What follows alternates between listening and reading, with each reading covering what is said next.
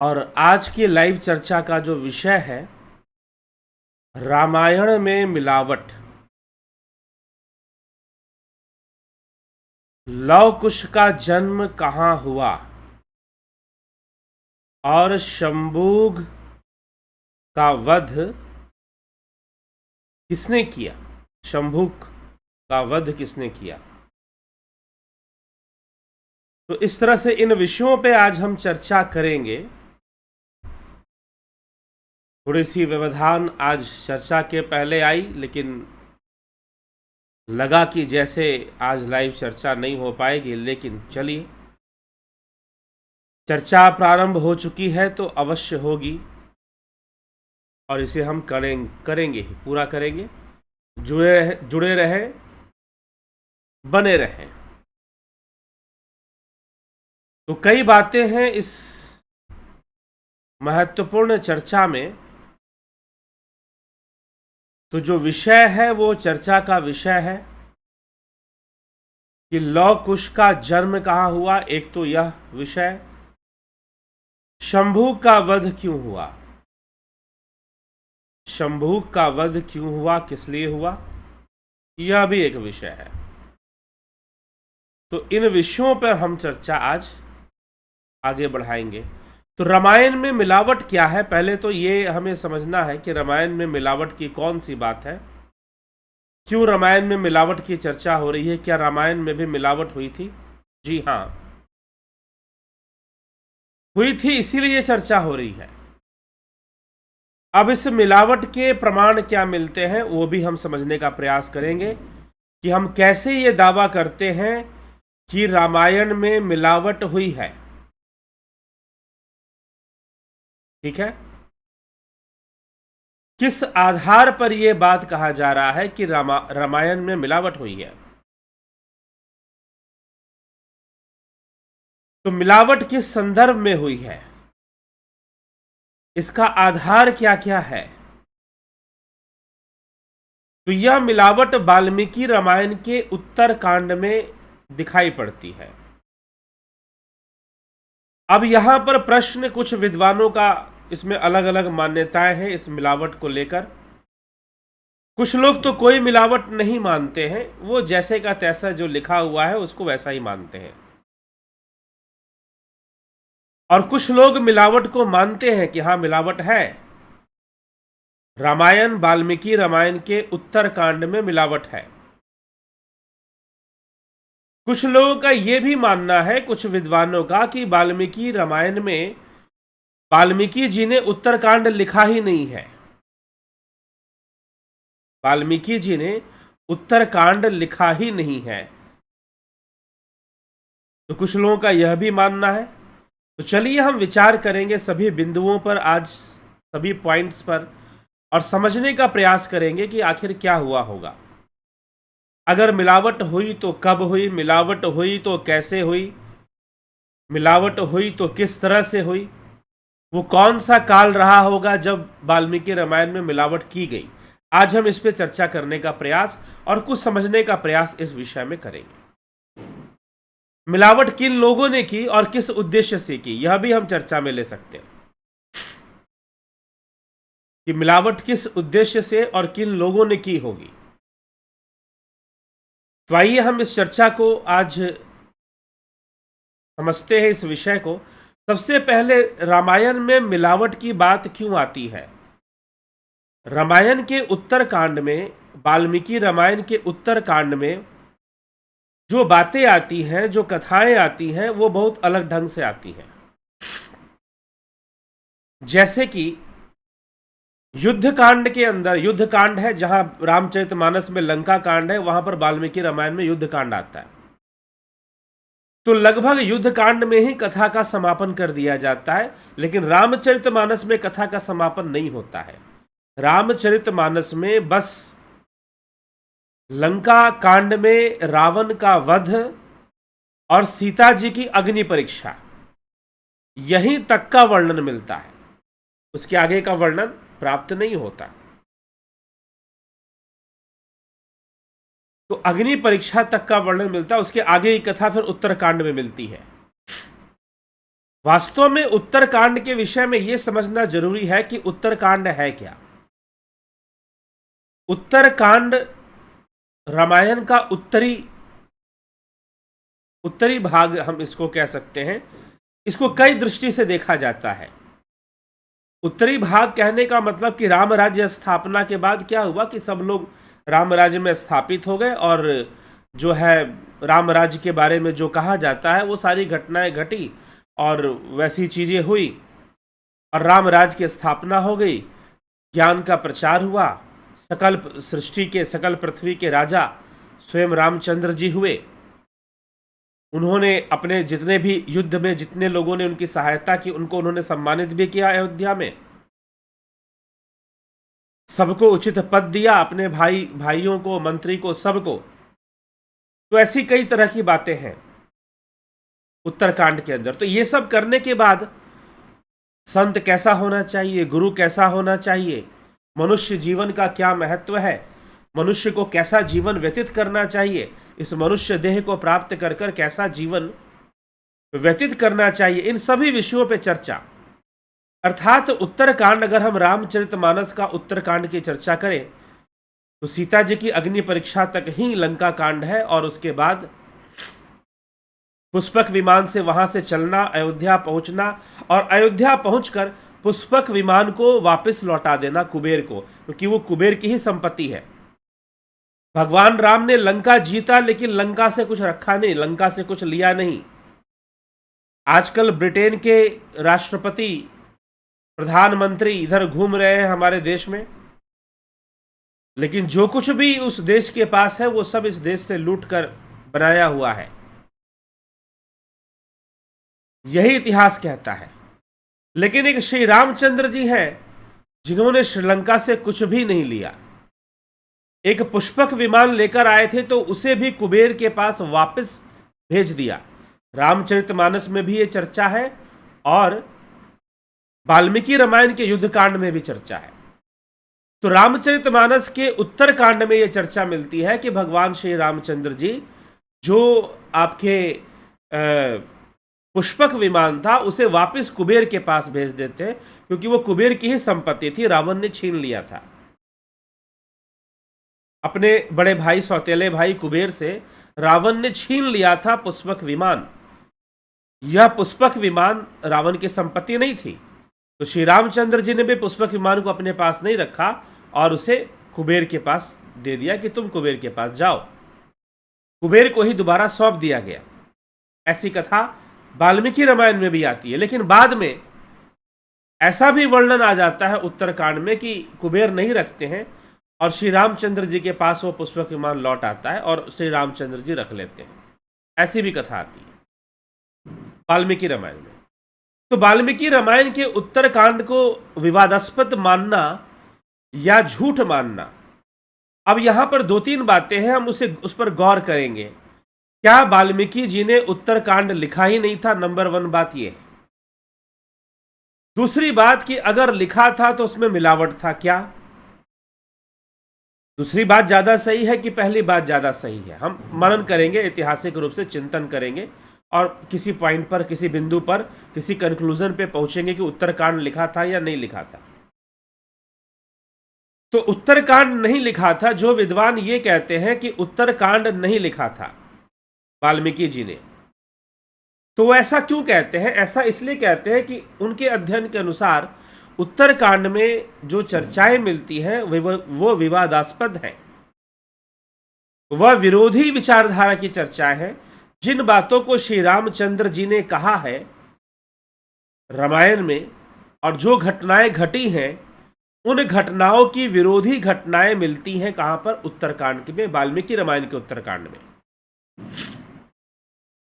इसीलिए वाल्मीकि रामायण के उत्तरकांड की सत्यता प्रमाणित नहीं होती कई घटनाओं के कारण। जैसे कि कई जगहों पर अलग अलग बातें हैं, जैसे कि रावण को लेकर ही अलग अलग बातें हैं। भगवान राम कोई बात सिद्धांत कहते हैं, उत्तरकांड में ऐसी कथा आ जाएगी कि अपने ही सिद्धांतों को वो काट रहे हैं, विरुद्ध में जा रहे हैं। और जब राम राज्य की स्थापना में बहुत सारी बातें कह दी गई कि राम राज्य में सभी वर्ण अपना अपना कर्तव्य निभाते हैं, वर्णाश्रम धर्म का लोग पालन करते हैं राम राज्य में, और साथ ही साथ राम राज्य में सभी पंडित होते हैं, सभी ज्ञानी होते हैं, सभी दैहिक दैविक भौतिक ताप से मुक्त होते हैं, सभी अपने भक्ति भजन में रहते हैं, आध्यात्मिक साधना में रहते हैं। अपने कार्यों को, सांसारिक कार्यों को करने के बाद वो अपनी आध्यात्मिक साधना में ही अपना जीवन व्यतीत करते हैं। ऐसी बातें तुलसीदास जी की रामचरितमानस में भी है, वाल्मीकि रामायण में भी है। लेकिन फिर उत्तरकांड वाल्मीकि रामायण में जैसे कि सीता निर्वासन की कथा आ जाती है। माता सीता किस प्रकार से माता सीता को एक धोबी के कहने पर बाहर निकाल दिया जाता है, उनको निर्वासित कर दिया जाता है। श्री रामचंद्र जी धोबी, एक कथा आती है कि एक धोबी होता है अयोध्या में, और किसी वश उसकी पत्नी अपने दूर रिश्तेदार के यहाँ गई थी। मार्ग में लौटते समय संध्या हो गई, अंधेरा हो गया, तो भयभीत होकर वो स्त्री कहीं नहीं गई और किसी के घर पर रुक गई, किसी अनजान व्यक्ति के घर पर। उसने वहां जाकर कहा कि मैं रास्ता भटक गई हूं, अंधेरा हो गया है, सुबह होकर मैं निकल जाऊंगी, मुझे एक रात्रि के लिए रुकने का अवसर दे दे। तो एक रात के लिए वो रुक जाती है, और रुक जाती है, और फिर जब अगले दिन अपने पति के घर, अपने ससुराल पहुंचती है, अपने घर पर पहुंचती है, पति उससे पूछता है कि तूने इतना समय आने में क्यों लगाया, तो सारी घटना सत्य सत्य बता देती है कि ऐसी ऐसी घटना घटी है। तो जब ऐसी ऐसी घटना घटी तो पति बोलता है कि मैं कोई राम नहीं हूं कि तू किसी दूसरे घर में, किसी पर पुरुष के घर में तो एक रात बिताकर आएगी और मैं तुझे अपने पास रख लूंगा, मैं कोई राम नहीं हूं। इस तरह का व्यंग करता है वो धोबी, और व्यंग करता है जब तो ये बात श्री रामचंद्र जी तक पहुंचती है, और इससे प्रभावित होकर श्री रामचंद्र जी सीता जी का निर्वासन कर देते हैं, जबकि इसका कोई कारण नहीं था, जबकि वो अग्नि परीक्षा सीता जी की ले चुके हैं। सीता जी की अग्नि परीक्षा वो पहले ही ले चुके हैं। और रामचरितमानस में तो ये कथा वैसे भी स्टैंड नहीं करती, रामचरितमानस में तो कथा है ही नहीं। रामचरितमानस में गोस्वामी तुलसीदास जी ने सीता निर्वासन की कोई कहानी नहीं लिखी है, ठीक है। और वाल्मीकि आश्रम में लौ कुश के जन्म की भी कोई घटना नहीं लिखी है। हाँ, लौ कुश का जन्म हुआ था, लेकिन वो वाल्मीकि आश्रम में नहीं हुआ था, वो अयोध्या में हुआ था। रामचरितमानस यही वर्णन करती है। लेकिन वाल्मीकि रामायण के उत्तरकांड में वर्णन मिलता है कि सीता जी को श्री रामचंद्र जी निर्वासित कर देते हैं कि भाई जाओ, तुम्हारे कारण जो है राज्य की व्यवस्था बिगड़ रही है, लोग तरह तरह के प्रश्न उठा रहे हैं। प्रश्न उठाने की कोई मतलब नहीं था, क्योंकि सीता जी ने अग्नि परीक्षा किसी कमरे में नहीं ली थी, किसी बंद जगह पे नहीं ली थी, समुद्र तट पे ली थी, खुले में ली थी, जहां सारी वानर सेना थी, लंका की भी जनता थी, विभीषण थे, हनुमान जी थे, अंगद थे, सुग्रीव थे, सब थे। सबने सीता जी की अग्नि परीक्षा को देखा था। अग्नि परीक्षा की चर्चा वाल्मीकि रामायण में भी वैसे ही आती है जैसे रामचरितमानस में आती है। तो सबने सीता जी की अग्नि परीक्षा को देखा था। तो श्री रामचंद्र जी के पास अनेकों प्रमाण थे, अनेकों विटनेस थे। होता है ना, कोर्ट में हम जब जाते हैं तो भाई विटनेस, गवाह लगता है जो बोले कि हाँ उसने ऐसा देखा है। कोई गवाह चाहिए। अगर अपराधी पकड़ा गया तो उसे क्या किसी ने देखा भी था कि वो ऐसा कर रहा था? तो इसी प्रकार से सीता जी की अग्नि परीक्षा के तो अनेकों गवाह थे। हनुमान जी थे, अंगद जी थे, सुग्रीव थे, विभीषण थे, त्रिजटा थी, रावण की कई राक्षसियां थी, मंदोदरी थी, रावण की कई रानियां थी जो बची हुई थी, वो सब के सब सीता जी की अग्नि परीक्षा के साक्षात साक्षी थे। तो राम जी के पास इस तथ्य का, और उनके भाई लक्ष्मण जी थे, सब साक्षी थे। तो अब ये जो कथा है, ऐसा तो था नहीं कि राम जी के पास साक्षी ना हो, गवाह ना हो कि भाई सीता ने अग्नि परीक्षा दी है कि नहीं दी है। दी है परीक्षा, तो फिर दोबारा वनवास भेजने का कोई मतलब नहीं है। और अगर हम इसे थोड़ा सा एक सांसारिक दृष्टिकोण से भी थोड़ा सा देख ले तो रामायण के अंदर रामचरितमानस, हाँ रामचरितमानस थोड़ा भक्ति प्रधान है, थोड़ा भक्ति प्रधान अधिक है। इसलिए आपको हाँ प्रसंग, जो रामायण में जो प्रसंग है वो रामचरितमानस में भी लिए हुए हैं। हाँ थोड़ा सा उसका भाव बदला हुआ दिखाई देगा। जैसे आप शबरी प्रसंग पढ़ेंगे तो शबरी को रामचरितमानस में एक भक्त के रूप में दिखलाया गया है। रामचरितमानस में माता शबरी को एक भक्त के रूप में दिखलाया गया है, परंतु वाल्मीकि रामायण में शबरी का आप प्रसंग पढ़ेंगे तो माता शबरी को एक ब्रह्मज्ञानी के रूप में प्रस्तुत किया गया है। हालांकि यहां भी श्री रामचंद्र जी माता शबरी से कहते हैं कि तुमने सारी भक्ति पूर्ण कर ली है। मैं तो बस बता रहा हूं कि ये 9 प्रकार की भक्तियां होती हैं और इन 9 प्रकार की भक्ति को तुमने पूर्ण कर लिया, पूरा कर लिया, तुम्हारे लिए कुछ भी बाकी नहीं है।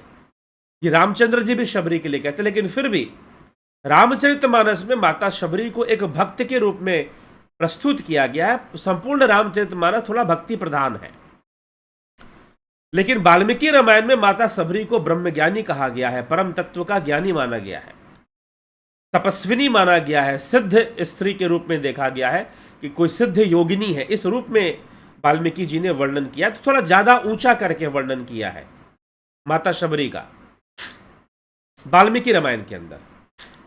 तो इस प्रकार से वहां पे चर्चा चलती है, तो थोड़ा सा आपको अंतर मिलेगा, लेकिन ऐसा नहीं मिलेगा कि पूरी की पूरी कहानी ही पलट दी हो। जैसे कि इंद्र पुत्र जयंत ने जब सीता जी के चरणों में चोंच मारी, तो वाल्मीकि रामायण में अलग वर्णन आता है कि वक्षस्थल पे चोंच मारी।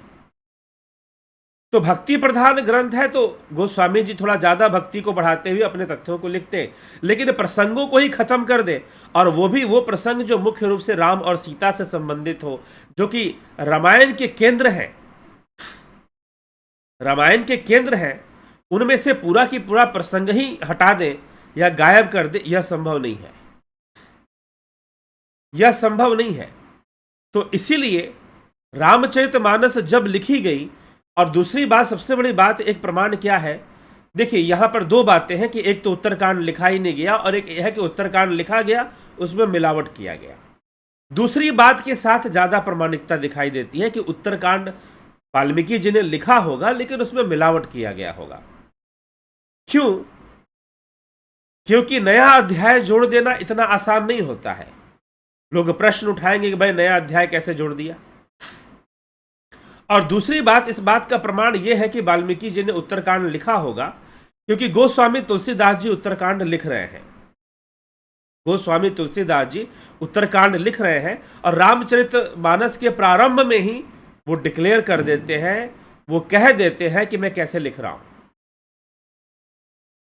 जो हमारे पुराणों में रामकथा आती है, और विशेष रूप से जो वाल्मीकि रामायण में रामकथा लिखी गई है, मैं उसी को लिख रहा हूं। हाँ, रामचरित्र की जब वर्णन की बात आती है, तो मैं रामचरित्र का जो वर्णन है अपनी दिव्य दृष्टि से देखकर कर रहा हूं।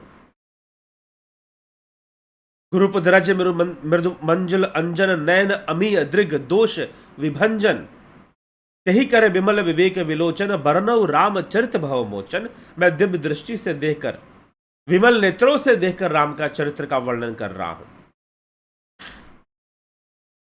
तो इस तरह से गोस्वामी जी लिख रहे हैं कि मैं राम के चरित्र को कैसे जानता हूं, जो अत्यंत गोपनीय है, वो अत्यंत गोपनीय है। उगर ही विमल विलोचन है के मिटही दोष दुख भव रजनी के, सूजही रामचरित मणिमाणिक गुप्त प्रगट जह जो जही खानिक। यह भी तुलसीदास जी ने लिखा है।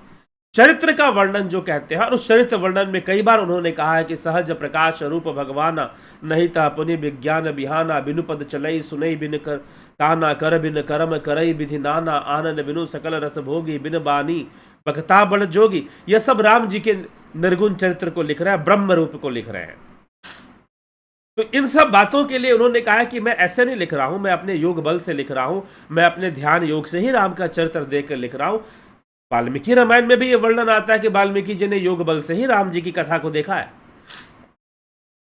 तो तुलसीदास जी जो रामायण लिख रहे हैं, वो बोल रहे हैं कि भाई जो रामायण में जो बातें लिखी गई हैं, विशेष रूप से जो वाल्मीकि रामायण में जो बातें लिखी गई हैं, मैं उन्हीं बातों को लिखने जा रहा हूं।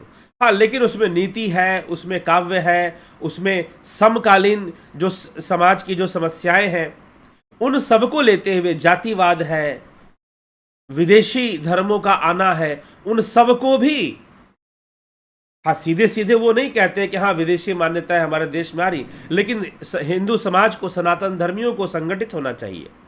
शैव और वैष्णव को आपस में लड़ना नहीं चाहिए, संगठित होना चाहिए। वाल्मीकि रामायण में ये इन विषयों पर चर्चा आपको नहीं मिलेगी। जात पात पर चर्चा नहीं मिलेगी, क्योंकि वाल्मीकि काल में, रामायण काल में जात पात नामक कोई चीज थी ही नहीं, बिल्कुल नहीं थी, बिल्कुल नहीं थी। इसीलिए निषाद राज का आतिथ्य श्री राम जी स्वीकार करते हैं, निषाद राज को गले लगाते हैं, और गले लगाते समय, उनका आतिथ्य स्वीकार करते समय, उनके द्वारा लाए गए भोजन को ग्रहण करते समय कहीं पर भी ये विचारधारा नहीं आती है कि उनकी जाति क्या है। इसी प्रकार से केवट प्रसंग में भी तुलसीदास जी भी नहीं करते, वाल्मीकि रामायण में भी नहीं मिलता।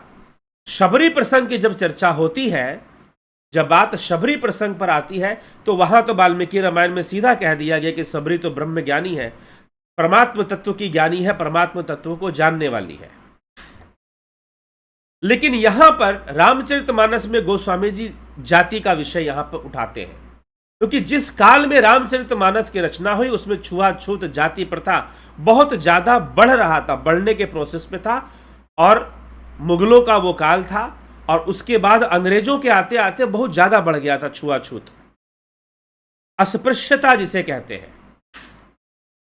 और कई बार लगता है कि वाल्मीकि रामायण में शंभूक वध की कथा लिखने वाले और सीता निर्वासन की कथा लिखने वाले लोग जो थे, वो कहीं ना कहीं जातिवादी विचारधारा से ग्रसित थे। वो शूद्रों को और नारी जाति को बहुत नीच करके दिखाना चाहते थे। तो मिलावट तो हुई है, क्योंकि राम के चरित्र के साथ दोनों बातें सटीक नहीं बैठती हैं। एक जगह माता शबरी को ब्रह्म ज्ञानी कहना, भील जाति की होने के बाद भी ब्रह्म ज्ञानी शब्द का प्रयोग, परमात्म तत्व की ज्ञानी, ऐसा वाल्मीकि जी ने लिखा है, वाल्मीकि रामायण में ऋषि वाल्मीकि ने लिखा है। तो वाल्मीकि रामायण अगर आप पढ़ेंगे तो आपको जात पात बिल्कुल मिलेगा ही नहीं, फलाना कौन छोटी जाति का, और शूद्र शब्द का प्रयोग भी आपको नहीं मिलेगा वाल्मीकि रामायण में। शूद्र शब्द का प्रयोग भी वाल्मीकि रामायण में आपको देखने के लिए बिल्कुल नहीं प्राप्त होगा। क्यों नहीं मिलेगा?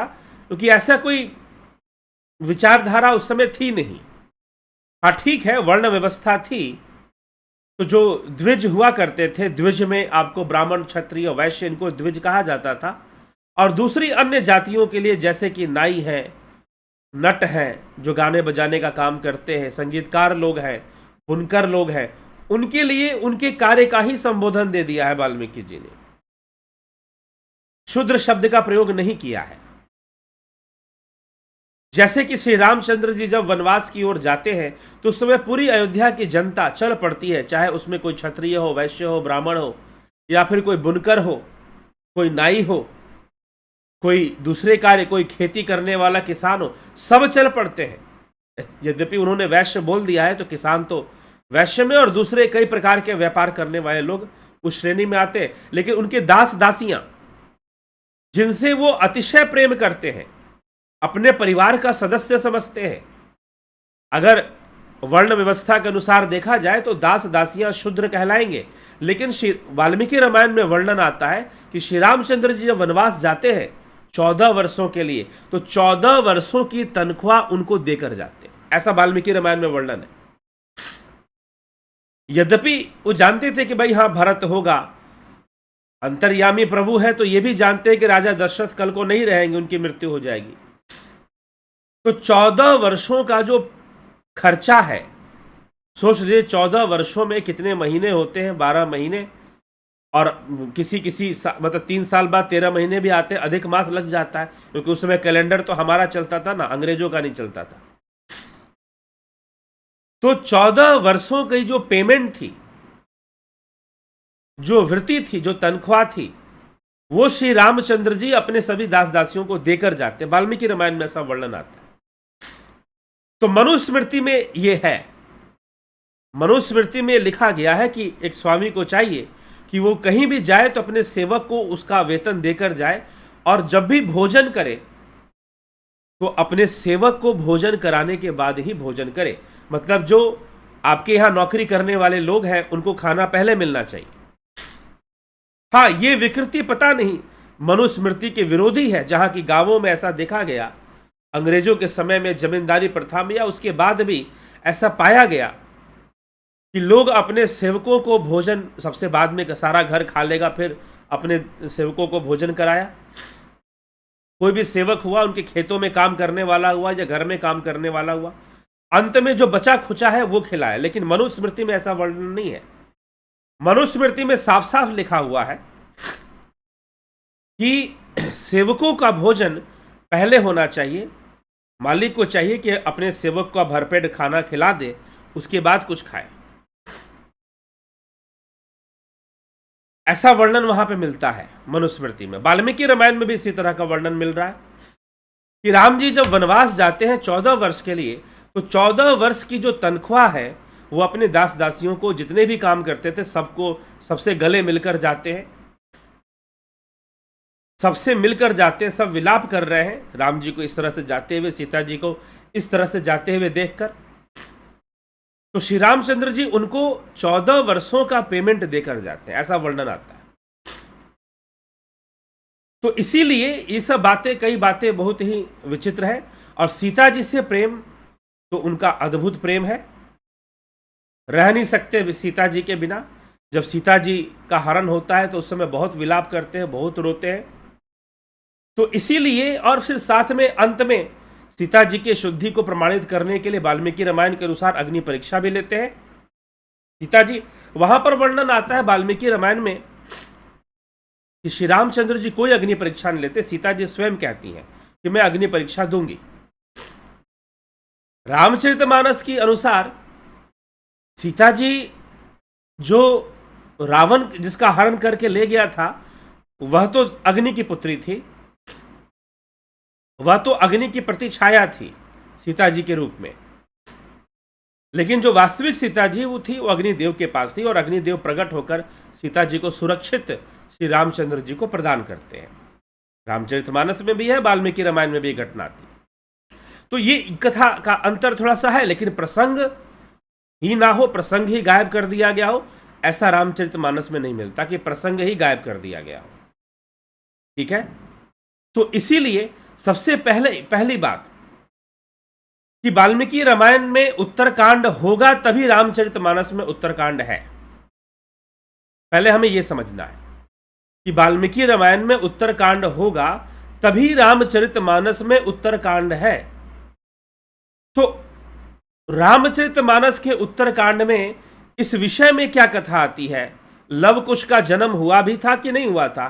क्योंकि यदि आप उत्तरकांड को निकाल देते हो, कुछ विद्वानों का मानना है कि उत्तरकांड नामक कोई कांड था ही नहीं, और इसे बाद में कुछ पाखंडियों ने या जानबूझकर जातिवादी को संतुष्ट करने वाले और नारी को समाज में निम्न दिखाने के लिए और सेवक वर्ग को समाज में निम्न दिखाने के लिए, जाति प्रथा को बढ़ाने के लिए, छुआछूत को बढ़ाने के लिए, नारी का शोषण बढ़ाने के लिए, जो तथाकथित जो लोग थे, जो जातिवादी प्रवृत्ति के लोग थे, उसमें कौन हो सकता है? वो हमारे समाज के लोग हो सकते हैं। हो सकता है कि क्षत्रिय और ब्राह्मण कहे जाने वाले जो लोग हैं वो भी उसमें हो सकते हैं, उनके मन में स्वार्थ आ गया हो। लेकिन मनुस्मृति और वाल्मीकि रामायण में भी तो उनके ही बारे में है, उन्हीं की महिमा मंडन है। तो इसीलिए विकृति आ सकती है, स्वाभाविक है विकृति। और अंग्रेजों के समय में जाति प्रथा को बहुत ज्यादा बढ़ावा दिया गया, छुआछूत को बहुत अधिक बढ़ावा दिया गया। जो राजा अंग्रेजों के साथ काम करते थे, अंग्रेजों ने आदिवासियों की जमीनें हड़प ली, भयंकर नरसंहार किया। गुजरात में कहते हैं कि 2000 आदिवासियों की हत्या कर दी थी अंग्रेजी सरकार ने, आज से लगभग 100 वर्ष पहले। उसी अवसर पर जो प्रधानमंत्री आए हैं इंग्लैंड के, उनको गुजरात घुमाया जा रहा है। इसी प्रकार से आप झारखंड, जो आदिवासियों का सबसे ज्यादा समुदाय, मुंडा आदिवासी जो हमारे देश में है, अगर हम बिरसा मुंडा की कथा पढ़ें, उस समय हम पढ़ें तो किस प्रकार से अंग्रेजों ने आदिवासियों का नरसंहार किया था, उनकी जमीनें हड़प ली थी और उनकी जमीनें हड़प कर जमींदारी प्रथा को बिठाया था और जमींदारी प्रथा में जो जमींदारी दी गई थी वो ज्यादातर अंग्रेजों ने अपर कास्ट, जिसको आज हम लोग कहते हैं, उनको दी थी ज्यादातर। कहीं कहीं पर दूसरे विकल्प भी उन्होंने ढूंढे थे, ऐसी बात नहीं है, उदाहरण कई मिलते हैं, कई तरह के प्राप्त होते हैं। तो इस प्रकार से उन्होंने जमींदारी प्रथा दी और अस्पृश्यता को बहुत बढ़ावा दिया, काफी ज्यादा बढ़ाया छुआछूत को अंग्रेजों ने। तो इस अन्याय को बहुत ज्यादा बढ़ाना शुरू कर दिया गया। और फिर बाद में यह देखा गया कि वाल्मीकि रामायण में जो कथा आती है नारी के प्रति, अंत में सारी रामायण लिखने के बाद, इतनी महिमा लिखने के बाद, हालांकि गोस्वामी तुलसीदास जी तो सीता जी को शुरू से ही बहुत महत्व दे रहे हैं, कह रहे हैं कि उद्भव स्थिति संहार कारिणीम क्लेश हारिणीम सर्वश्रेयस्करीम सीता न तो अहम राम वल्लभाम। उद्भव स्थिति संहार कारिणीम, जन्म देने वाली, पालना करने वाली और संहार करने वाली, ये स्वयं सीता जी हैं, स्वयं जगन माता सीता जी हैं।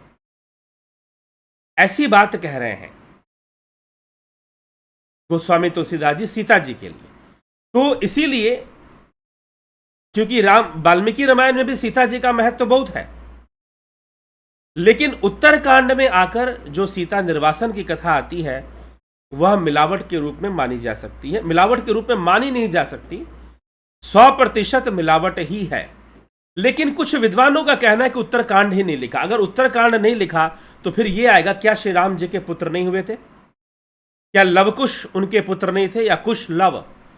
यद्यपि कुशी लव नामक वाल्मीकि रामायण में ऐसे वर्णन आ जाता है शुरू में ही। और एक और इसमें प्रसंग आता है कि वाल्मीकि जी ने किस आधार पर लिखा। तो वाल्मीकि जी ने योग बल से राम कथा देखी और लिखी है। और नारद जी ने, एक और कथा है कि नारद जी ने राम कथा वाल्मीकि जी को सुनाई है। जब क्रोंच और क्रौंची का एक व्याध के द्वारा हत्या हो जाती है तो वाल्मीकि उससे करुणा के वशीभूत हो जाते हैं और वहां से एक श्लोक की रचना करते हैं, और फिर जाकर वो रामायण की रचना करते हैं। तो क्रौंच और क्रौंची यहां पर कौन है? राम और सीता है। उनके बीच का प्रेम, एक पक्षी, जैसे कि पक्षी होता है, पपीहा होता है, कहते कि वो अपनी पत्नी से बहुत प्रेम करता है, और व्याध जब मार देता है तो उस व्याध को वाल्मीकि श्राप देते हैं। उनके मन में जो कवित्व उत्पन्न होता है वो रामायण के रूप में फूटता है, रामायण के रूप में प्रस्फुटित होता है। और श्री रामचंद्र जी और सीता जी की वही स्थिति है कि दोनों एक दूसरे से अलग होकर ऐसी स्थिति में है जैसे कि मछली को पानी से अलग कर दिया गया हो। तो इतना प्रेम करने वाले श्री रामचंद्र जी सीता जी को निर्वासित क्यों करेंगे, और वो भी अग्नि परीक्षा हो जाने के बाद? यद्यपि उस अग्नि परीक्षा के अनेकों प्रमाण हैं, अनेकों गवाह उपलब्ध हैं।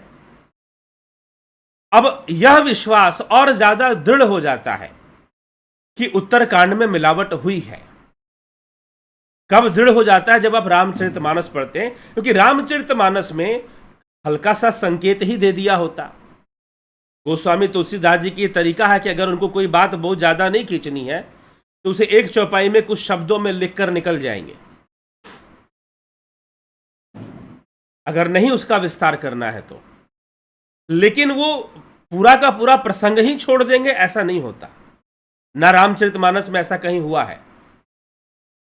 तो फिर और पूरी कहानी ही बदल देंगे, ऐसा भी नहीं हो सकता। तो तुलसीदास जी ने उत्तरकांड में, उत्तरकांड का जो नाम है उत्तरकांड, मतलब प्रश्नों का उत्तर देना, डाउट्स को क्लियर करना, इस उद्देश्य से उत्तरकांड लिखा गया है, ना कि कथा कहानी सुनाने के लिए उत्तरकांड लिखा गया है।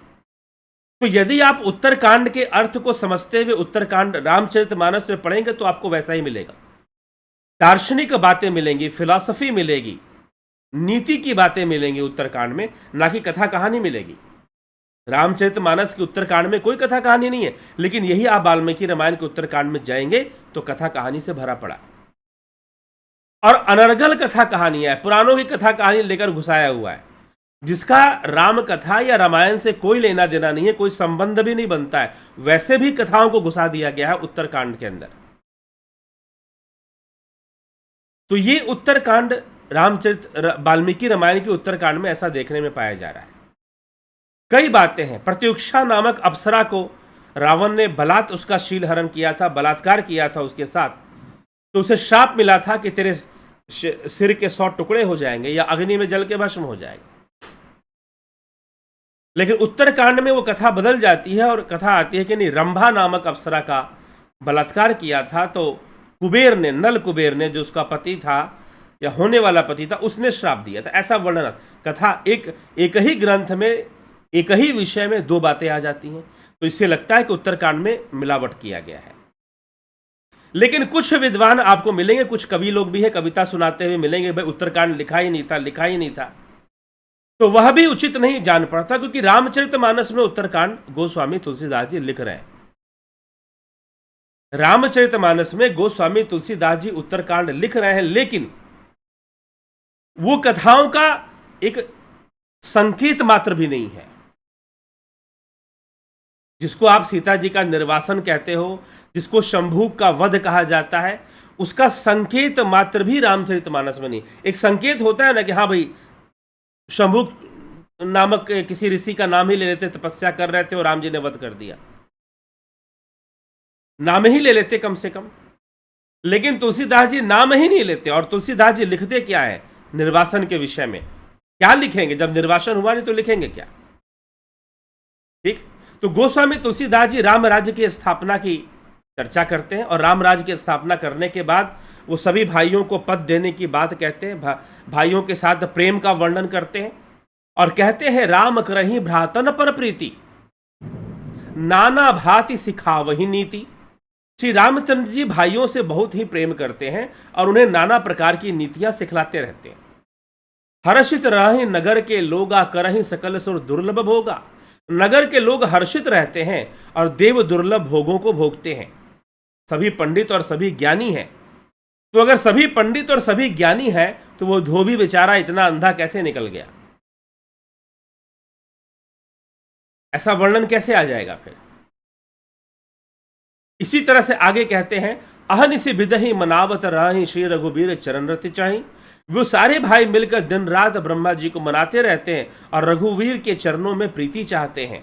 ब्रह्मा जी से श्री रामचंद्र के चरणों में प्रीति ही मांगते हैं। और इसके बाद गोस्वामी जी लिखते हैं, दुई सुत सुंदर सीता जाए, लवकुश भेद पुराणन गाए। अब यहां पर यह भी लिख देते हैं कि पुराणों में ऐसी कथा आती है, पुराणन गाए, कि सीता जी के 2 पुत्र होते हैं, लव और कुश होते हैं। ये 2 पुत्र होते हैं। पुत्र कैसे होते हैं? पुत्र उत्पन्न हुए जिनका वेद पुराणों में वर्णन किया है। 2 विजयी विनयी गुण मंदिर, हरि प्रतिबिंब मनहु अति सुंदर, दुई दुई सुत सब भ्रातन केरे, भय रूप गुणशील घनेरे। अवधि भाषा में पुत्र उत्पन्न हुए, 2 विजयी विनयी गुण मंदिर, वे दोनों ही विजयी, नम्र और गुणों के धाम है, अत्यंत सुंदर है, मानो श्री हरि के प्रतिबिंब ही हो, मतलब वो भगवान रामचंद्र जैसे ही दिखते हैं। और 2 पुत्र सभी भाइयों को हुए, जो बड़े ही सुंदर और गुणवान है। सभी भाइयों को, भरत जी को भी 2 पुत्र हुए, लक्ष्मण को भी 2 पुत्र हुए, शत्रुघ्न को भी 2 पुत्र हुए, और राम जी को लवकुश नामक 2 पुत्र हुए, जिनका वर्णन वेद पुराणों में मिलता है। लवकुश वेद पुराणन गाए। तो रामचंद्र जी अपने भाइयों को पद देते हैं, अपने भाइयों को नीति सिखाते हैं, और लंका में बैठकर, लंका में जो एक राजा को करना चाहिए, अपने राजा होने का कर्तव्य निभा रहे हैं। और अचानक से यह भी बात लिख दी गई, और उसी माहौल में जहां वो अपने भाइयों को नीतियां सिखा रहे थे, जहां वो राजपाट संभाल रहे थे, उसी माहौल में सीता जी 2 पुत्रों को जन्म देती हैं, और सभी भाइयों को 2-2 पुत्र होते हैं। ये गोस्वामी तुलसीदास जी ने। इसके बाद इस विषय पर रामचरितमानस में कोई चर्चा नहीं की गई है कि वो पुत्र कैसे जन्म हुए, क्या कहीं वाल्मीकि आश्रम में जाकर जन्म लिए थे? जी नहीं, अयोध्या में जन्म लिए थे। लवकुश का जन्म अयोध्या में हुआ था, ना कि वाल्मीकि आश्रम में हुआ था। इस बात का प्रमाण रामचरितमानस में मिलता है। और रामचरितमानस 500 वर्ष पहले लिखी हुई। अगर 500 वर्ष पहले, अब एक और प्रश्न का उत्तर हम ढूंढते हैं कि यह मिलावट अगर हुई तो किस घड़ी में हुई, किस समय हुई, किस समय यह मिलावट हुई? वाल्मीकि रामायण के अंदर। तो 500 वर्ष पहले जब तुलसीदास जी ने रामचरितमानस लिखी तो उन्होंने रामायण पढ़ी होगी, वाल्मीकि रामायण का उन्होंने अध्ययन किया होगा। वो संस्कृत के विद्वान थे और संस्कृत में ही रामायण लिख रहे थे, लेकिन बाद में शिव जी की प्रेरणा से उन्होंने फिर अवधी भाषा में रामचरितमानस लिखी। तो संस्कृत के विद्वान थे, वो जानते थे, कथा उन्होंने पढ़ी होगी। यदि उस समय, तो इस बात का प्रमाण है कि लगभग जब तुलसीदास जी ने रामचरितमानस लिखी है उस समय वाल्मीकि रामायण में मिलावट नहीं होगी। उस समय वाल्मीकि रामायण में मिलावट नहीं रही होगी। अगर उस समय भी मिलावट होती तो तुलसीदास जी कोई ना कोई संकेत जरूर छोड़ते अपनी रामचरितमानस में, कोई ना कोई संकेत जरूर छोड़ते। या तो वो लिखते कि भाई ये मिलावट के रूप में गलत लिखा गया है, ऐसा लिख देते। सीधे सीधे अपनी कहानी नहीं लिख देते कि भाई हाँ लव कुश का जन्म जो है कहां पर हुआ, अयोध्या में हुआ। साफ साफ वो लिख रहे हैं कहीं वाल्मीकि और चारों भाइयों के 2-2 पुत्र हुए, ये भी लिख रहे हैं। सिर्फ लव कुश के जन्म के बारे में नहीं लिख रहे हैं, भरत के भी 2 पुत्र हुए, लक्ष्मण के भी 2 पुत्र हुए और शत्रुघ्न के भी 2 पुत्र हुए। ये सारी बातें तुलसीदास जी लिख रहे हैं। और कहां पे हुए, तो अयोध्या में हुए। ये भी बात गोस्वामी तुलसीदास जी लिख रहे हैं।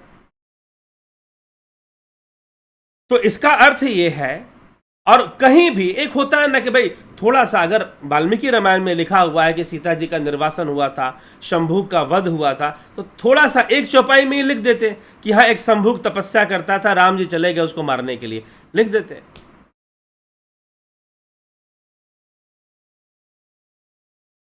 तो इस प्रकार की कथा या इस प्रकार का पूरा वर्णन रामचरितमानस में प्राप्त नहीं होता है। इसीलिए यह बात बिल्कुल रामचरितमानस पढ़ने से ये बात समझ में आ जाती है, साफ साफ समझ में आ जाती है कि जिस समय गोस्वामी तुलसीदास जी ने रामचरितमानस लिखी आज से 500 वर्ष पहले, उस समय वाल्मीकि रामायण में यह मिलावट नहीं रही होगी। तो मिलावट उसके बाद हुई है, मतलब इन 5 सालों के बीच में मिलावट हुई है। और सबसे अधिक संभावना मिलावट होने की कब की है? सबसे अधिक जो सनातन धर्म पर या हिंदुओं पर जो सबसे अधिक कुठाराघात हुआ है वह किस काल में हुआ है? तो एक मुगल बादशाह शाहजहां, अकबर से लेकर औरंगजेब तक, और उसके बाद अंग्रेजों के द्वारा हुआ है। तो एक बात यहां पर समझना है कि मुगल काल में बहुत बुद्धिजीवी राजा नहीं हुए। एक अकबर थोड़ा बुद्धिजीवी या फिर चढ़ाक माना जाता था, बाकी क्रूर जरूर थे लेकिन चलाक नहीं थे, मूर्ख टाइप के लोग थे। अकबर को काफी चलाक माना जाता था, चतुर था, धूर्त था, पाखंडी था, पाखंड करता था, कभी कभी हिंदू बनने का भी पाखंड करता था वो। तो एक नंबर का धूर्त और चलाक उसे कहा जाता है अकबर को। तो हो सकता है कि अकबर ने, लेकिन अकबर के समय ही गोस्वामी तुलसीदास जी हुए। यदि अकबर के समय मिलावट हुई होती तो गोस्वामी तुलसीदास जी उसको भी पकड़ लेते, जान जाते, या तो उसके विरोध में कुछ लिखते या समर्थन में कुछ लिखते। लेकिन ऐसा कोई वर्णन रामचरितमानस में नहीं आता है। किसी शंभुक वध की कथा रामचरितमानस में कोई हल्का सा संकेत भी नहीं मिलता है। हल्का सा एक संकेत देना होता है ना कि भाई चलो, जैसे कि एक ही चौपाई में गोस्वामी जी ने लव कुश जन्म का वर्णन लिख दिया कि लव कुश का 2 पुत्रों का जन्म हुआ, वो देखने में राम जी जैसे ही दिखते थे, और साथ ही साथ भरत जी के भी 2 पुत्र हुए, लक्ष्मण जी के भी 2 पुत्र हुए, और बाद में शत्रुघ्न जी के भी 2 पुत्र हुए। ऐसा वर्णन दिया जा रहा है। ये वर्णन रामचरितमानस में पाई जा रही है। तो इसीलिए उस समय ये संभव है कि उस काल में रामचरितमानस जब लिखी गई तब वाल्मीकि रामायण में निर्वासन की घटना और शंभुक वध की कथा नहीं रही होगी। यही सत्य लगता है। लेकिन यह कहना कि उत्तरकांड लिखा ही नहीं गया, तो यह पूरी तरह से बात जचती नहीं है। तो फिर आगे कथा बढ़ती है। सीता जी के निर्वासन की कथा बिल्कुल सटीक नहीं लगती है, राम के चरित्र के विरुद्ध में लगती है। राम ने जहां, एक बात बताइए मुझे, श्री रामचंद्र जी देवी अहिल्या के पास, अहिल्या प्रसंग आपने सुना होगा, नहीं तो रामचरितमानस में इस प्लेलिस्ट में जाइए, अहिल्या प्रसंग सुनिए। देवी अहिल्या को समाज से निष्कासित कर दिया था गौतम ऋषि और ऋषियों के समुदाय ने। देवी अहिल्या को उनके चरित्र पर आरोप लगाकर, जबकि उनकी कोई गलती नहीं थी, उनकी कोई गलती नहीं थी, समाज से निष्कासित, कहते हैं कि अदृश्य होने का श्राप दिया था। वाल्मीकि रामायण में बताया जाता है अदृश्य होने का मतलब जो दिखाई नहीं दे। और उनके पास मनुष्य तो छोड़ दो, जानवर भी नहीं भटकते थे उनकी कुटिया के आसपास, अहिल्या कुटिया के आसपास, अहिल्या कुटी के पास। पूरी तरह से समाज से बहिष्कृत कर दिया गया था, एक्सपेल कर दिया गया था। लेकिन श्री रामचंद्र जाते हैं और सारे समाज के सामने देवी अहिल्या को प्रतिष्ठा दिलवाते हैं कि जब इसकी कोई गलती नहीं है तो ये सजा की भागी कैसे?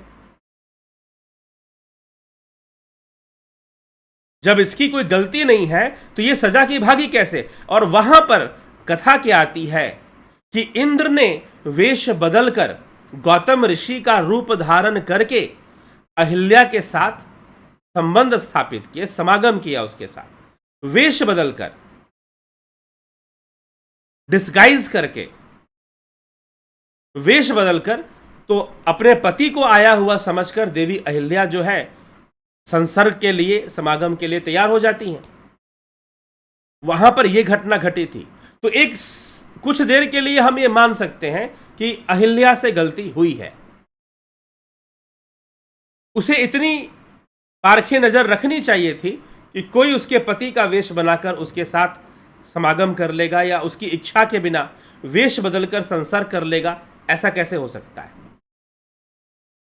तो थोड़ी सी अहिल्या की गलती शायद मान ली जाए, लेकिन सीता जी के संदर्भ में सोचिए, सीता जी का तो हरण हुआ है, अपहरण हुआ है, वहां तो लेश मात्र भी गलती ना बनेगी।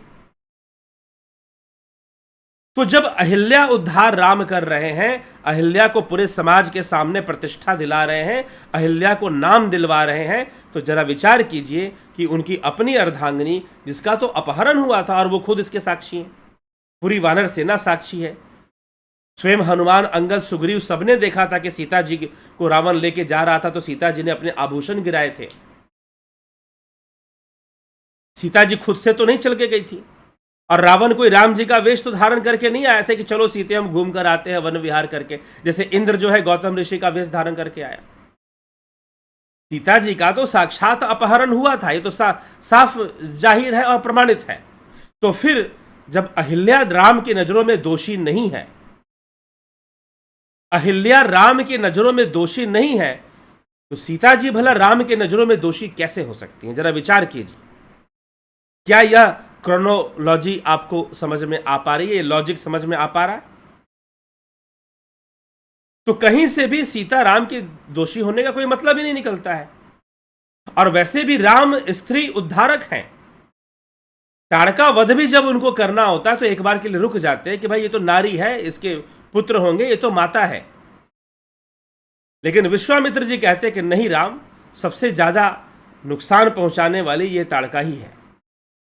एक बार नहीं, अनेकों बार इसने कई ऋषियों को मार के खा गई है, राक्षसी है, कई ऋषियों का वध कर दिया है, मेरे कई शिष्यों की हत्या इसने की है, और कई बार यज्ञ का विध्वंस किया है। भगवान राम जब ये सुनते हैं तब जाकर धनुष बाण उठाते और ताड़का का वध करते।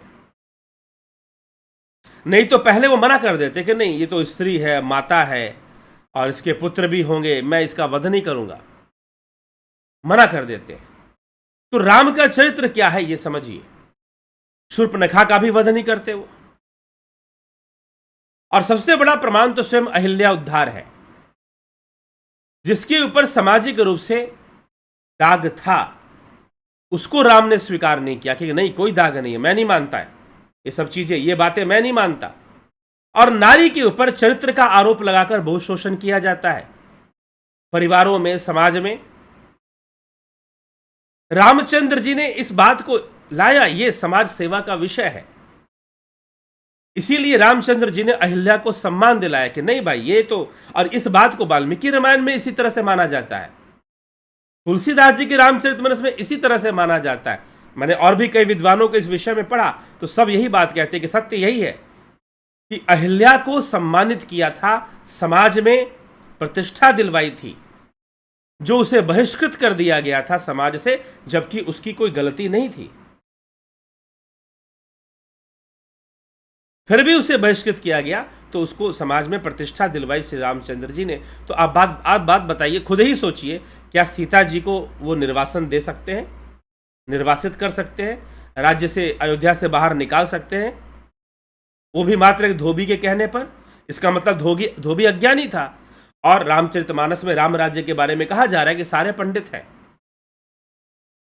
राम राज्य में सभी, जितनी जनता होती है ना, सब पंडित होती है,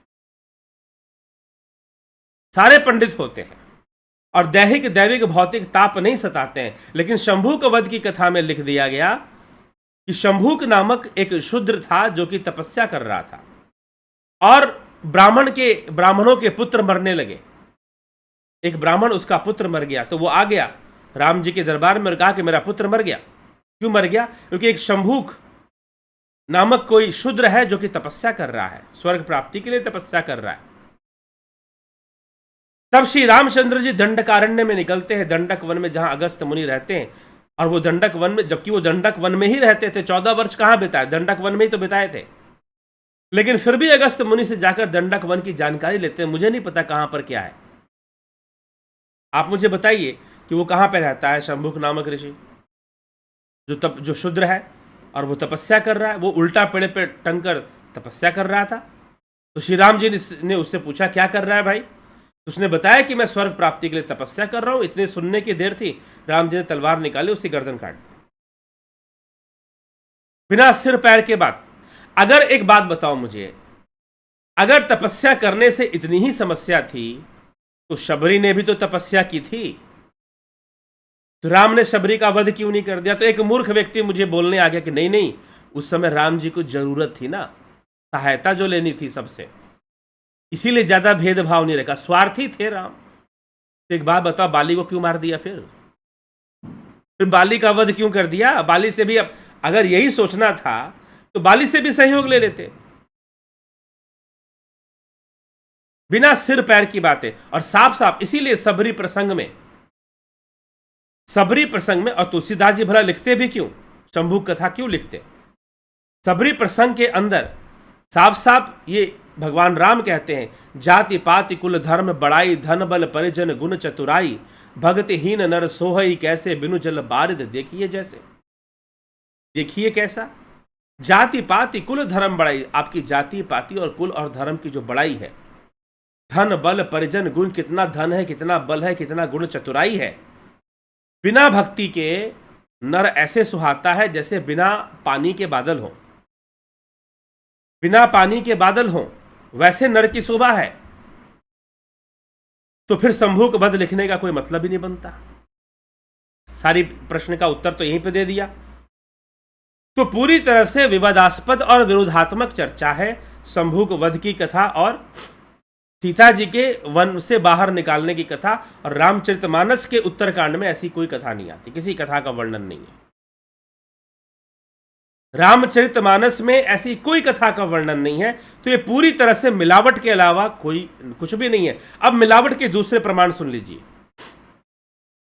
मिलावट के दूसरे प्रमाण है काव्य रचना में अंतर आ जाना। वाल्मीकि जी एक सधे हुए काव्यकार हैं। पूरी कथा बंधी हुई है, सीक्वेंस में चल रही है, हर घटना एक के बाद आ रही है, एक के बाद एक के बाद आ रही है। और हमारे ग्रंथों में यही विशेषता है। हमारे जितने भी ग्रंथ हैं, महाभारत पढ़ लो तो हर घटना का संबंध एक दूसरे से बनता है।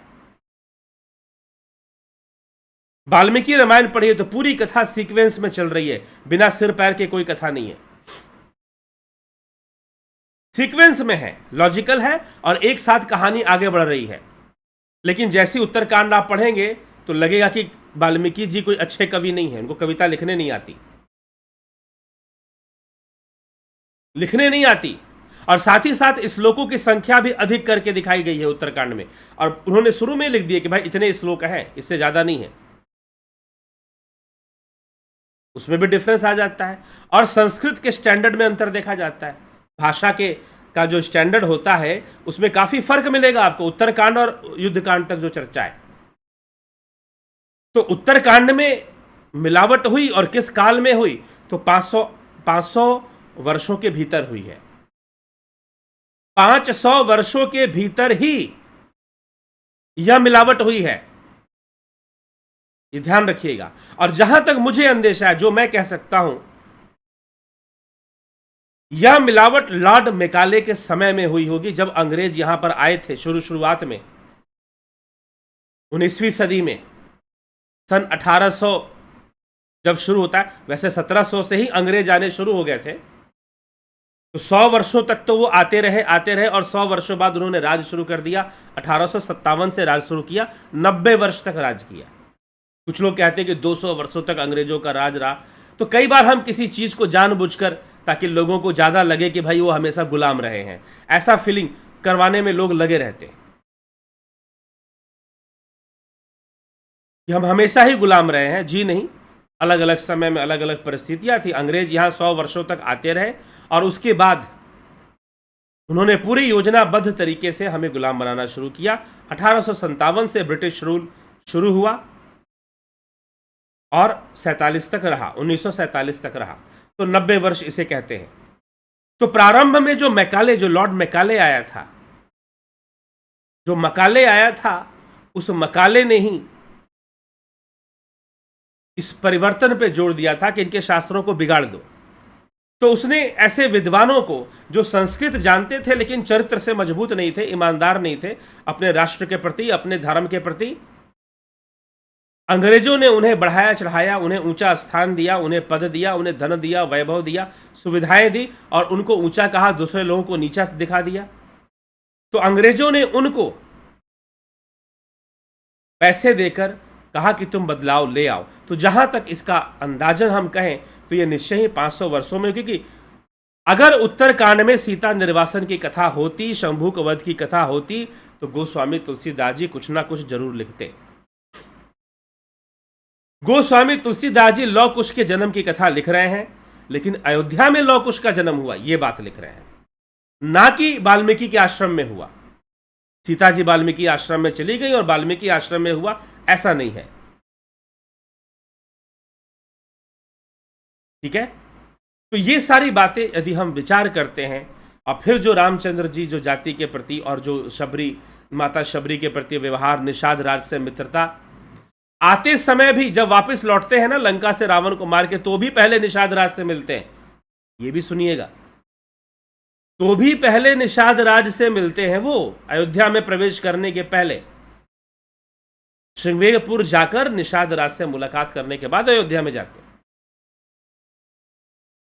तो यदि निषाद राज शूद्र और नीच होते और राम जी के मन में होता तो अरे ये तो नीच जाति का आदमी है, निषाद है, निषाद राज गुह, निषाद इसका नाम, अरे मल्लाह जाति का है, ये तो नीच, तो इसके क्या मिलना है, मुहूर्त खराब हो जाएगा, ऐसा बोल देते ना। जी नहीं, वन के वनवास गमन जब करते हैं तो भी निषाद राज से मिलकर ही वन में प्रवेश करते हैं। वन से जब अयोध्या में प्रवेश करने जा रहे हैं तो भी निषाद राज से पहले मिलते, फिर अयोध्या में प्रवेश करते। तो ये भी कथा आती है। तो जबरदस्ती की यह जो मध्यकालीन युग में और उसके बाद मुगलों और फिर अंग्रेजों के बहुत अधिक प्रभाव से जो छुआछूत जाति प्रथा को बहुत ज्यादा बढ़ावा मिला, उसी का परिणाम यह परिवर्तन है, यह मिलावट है, यह अडल्ट्रेशन है, यह मिक्सिंग है। तो कहीं और ये सारी कथा कैसी है, जैसे कि कहीं का ईंट कहीं का रोड़ा, भानुमति का कुनबा जोड़ा। आप अगर उत्तरकांड वाल्मीकि रामायण में पढ़ेंगे तो ऐसा ही प्रतीत होगा। सीक्वेंस नहीं मिलेगी बातों की, कहीं कोई बात लिख दी जा रही है, कहीं उछलकर कोई बात लिख दी गई। हमारे शास्त्रों में ऐसा नहीं मिलता। कोई भी पतंजलि योग सूत्र पढ़ लीजिए, पुराणों की भी कथा पढ़ लीजिए, सारी बातें क्रमबद्ध होती हैं, क्रमबद्ध सीक्वेंस में होती हैं। अब ये उटपटांग बातें, कहीं इधर की बात मार दी और कहीं उधर की बात मार दी, कुछ पता ही नहीं चल रहा कहां से शुरू हुआ कहां खत्म हुआ, ऐसी रचना कहां मिलती है। आपको बता दें, नाम ले लूं क्या या नाम ना लूं, 2 किताबें हैं, उनको होली किताब कहा जाता है। होली किताब, आप यदि उनको पढ़ोगे उनमें आपको ऐसी ही बातें मिल जाएंगी जैसे लगेगा कि हमारे ही शास्त्रों की बातें लिखी हुई हैं, और अचानक से ऐसी बातें मिलेंगी जो पता नहीं कहां से लाकर लिख दी गई हैं। बकवासबाजी वाली बातें मिलनी शुरू हो जाएंगी, आपको सीधा बकवास लगेगा, ये क्या लिखा हुआ है, कुछ कुछ तो कहीं नहीं बन रहा। अभी यहां पर ये लिखा, अगली लाइन में कुछ और ही बातें लिख रहा है, क्या लिख रहा है भाई ये? तो ये जो होली किताबें हैं ना, जो होली किताबें आसमानी किताब के नाम से प्रसिद्ध है, उनमें ऐसे ही रचना मिलेगी, इसलिए कभी प्रभावित मत हो जाइएगा उनके बातों से। बहुत सारे विद्वान मैंने देखे बड़ा समझाने पे लगे रहते हैं कि अरे बाइबल में ऐसा लिखा हुआ है, गीता वाली बात ही लिखी हुई है, और ये जो होली आसमानी किताब है उसमें भी ऐसी ही बातें लिखी हुई है, देखो उसमें भी ऐसा लिखा हुआ है, पढ़ो ना शुरू से लेके अंत तक उसमें क्या लिखा हुआ है। कोई भी कुछ बोल देगा मान जाओगे क्या? पढ़ो, बिना सिर पैर की बातें मिलेंगी। अभी एक बात लिखी गई, अगले क्षण कोई दूसरी बात लिख दी गई, पता नहीं चला कहां से आ गई बात। तो इस तरह की रचना उन किताबों में देखने को मिलती है जिनको आप आसमानी किताब कहते हो। उन किताबों में उस तरह की रचना देखने को मिलती है, लेकिन वैसे ही रचना उत्तरकांड में फिर मिल जा रही है। तो इस बात का प्रमाण है कि उन किताबों को पढ़ने वाले जो थे उन्होंने ही यह बदलाव लाया। हाँ ठीक है, कुछ संस्कृत के विद्वान इन्होंने खरीद लिए होंगे, उनको स्वर्ण मुद्राएं देकर, उनको जमीनें देकर, उनको घर बाड़ देकर, सुविधाएं देकर, अप्सराएं देकर। जब देने की बात आती है तो बहुत कुछ दिया जाता है काम करवाने के लिए। तो ये सारी चीजें देकर इस तरह के कार्य किए गए होंगे, बदलाव लाया गया होगा। लेकिन रामचरितमानस पढ़कर यह जरूर लगता है कि वाल्मीकि रामायण में भी उत्तरकांड रहा होगा, उसमें भी लौ कुश का जन्म होगा, लेकिन लौ कुश को अयोध्या में ही दिखाया गया होगा, उस कहानी को बदल दिया गया, नई कहानी गढ़ दी गई। राम जी ने भी अपनी पत्नी के साथ ऐसा किया था ताकि हर पति को राज्य का नाम लेने से फिर लोग राज्यवाद पे आ जाते हैं, क्षेत्रवाद पर आ जाते हैं। ठीक है, तो कुछ राज्य ऐसे हैं वहां पर कहते हैं कि अपनी पत्नी को मारना पीटना पति का अधिकार होता है। ऐसी बातों का प्रचलन है उस कुछ क्षेत्रों में, हर क्षेत्र में मैं ऐसा नहीं कहता, लेकिन कुछ क्षेत्रों में है। और लगभग 75% परिवार में, उन जगहों पर 75%, 75% परिवार, 75% फैमिलीज में पति जो है रात को दारू पीकर आता है, अपनी पत्नी को मारता है और कई बार उसे घर से बाहर निकाल देता है। राम जी ने भी तो निकाला था ना, जवाब उसके पास तैयार रहता है। ठीक है, तो ये सारी बातें हैं। लेकिन रामचरितमानस में ऐसा सीता जी के निर्वासन की कोई कथा, शंभू के वध की कोई कथा आती ही नहीं है, और वो बनती भी नहीं है। वो बिल्कुल कुतर्की हो जाती है, इलॉजिकल हो जाती है, तो वो बनती भी नहीं है। तो उत्तरकांड लिखा होगा, लौ कुश का जन्म भी लिखा होगा, उसको बदल दिया गया होगा वाल्मीकि रामायण के अंदर। हाँ, रामचरितमानस में तो साफ साफ लिखा जा रहा है कि भाई अयोध्या के अंदर लौ कुश का जन्म हुआ है, और राम जी के ही 2 पुत्र ना हुए, भरत जी के भी 2 पुत्र हुए, लक्ष्मण के भी 2 पुत्र हुए, और शत्रुघ्न के भी 2 पुत्र हुए। चारों भाइयों के 2-2 पुत्र हुए। इस तरह से गोस्वामी तुलसीदास जी रचना करते, और सबका जन्म अयोध्या में हुआ, ना कि किसी वाल्मीकि आश्रम में हुआ। ठीक है, तो ये हमें विचार करना है, ये हमें विचार करना है इस विषय पर। और इसीलिए यह प्रमाणित होता है कि 500 वर्षों के बीच में ही यह मिलावट की गई है। तो पहला प्रश्न कि क्या सीता जी का निर्वासन हुआ था? जी नहीं, यह मिलावट है। क्या शंभू का वध हुआ था? जी नहीं, यह भी मिलावट है। और उत्तरकांड में दूसरी बहुत सारी कथाएं हैं जो मिलावट है, छोटे छोटे कुछ और भी प्रसंग दिए गए हैं जो मिलावट के रूप में है, व्यर्थ है, बेकार की बातें हैं वो। जबकि उत्तरकांड की रचना इसलिए होनी चाहिए थी कि वो संशयों को दूर करे, प्रश्नों का उत्तर मिले, आध्यात्मिक प्रश्नों का उत्तर। और रामचरितमानस के उत्तरकांड में आध्यात्मिक प्रश्नों का उत्तर मिलता है, सामाजिक प्रश्नों का उत्तर मिलता है। ठीक है, तो मिलावट है उत्तरकांड में। यह मिलावट क्यों की गई? अब प्रश्न आता है क्यों की गई? उन लोगों ने की जो जाति पाति को बढ़ावा देना चाहते थे और महिलाओं को, नारी को नीचा करके दिखाना चाहते थे, अपने स्वार्थ को साधना चाहते थे। जिनकी ये मनसा थी, जिनकी ये इच्छा थी, उन लोगों ने मिलावट करवाई। जो देश को गुलाम बना के रखना चाहते, जो समाज को गुलाम रखना चाहते थे, वो जानते थे कि बिना नारी के सहयोग के कोई क्रांति तो आएगी नहीं, नारी के सहयोग के कोई क्रांति तो आएगी नहीं। इसलिए उन्होंने ऐसा माहौल बनाना शुरू किया। और उनके अपने देश में तो नारी की गवाही भी नहीं ली जाती थी कोर्ट में। यूरोप के देशों में किसी महिला की गवाही नहीं ली जाती थी, किसी नारी की गवाही नहीं मंजूर थी न्यायालय के अंदर, बहुत बाद में जाकर हुआ है। कुछ देश तो ऐसे हैं कि ड्राइविंग लाइसेंस ही लड़कियों को बहुत बाद में जाकर, बहुत विकसित कहे जाने वाले देश, अरबियन कंट्रीज के, जो गल्फ कंट्री के जो देश हैं, बड़ी बड़ी बिल्डिंगें, बुर्ज खलीफा बनाकर बैठे हुए हैं, वो अपनी औरतों को, लड़कियों को ड्राइविंग लाइसेंस नहीं देते थे अभी तक। इधर देना शुरू किया है कुछ वर्षों पहले।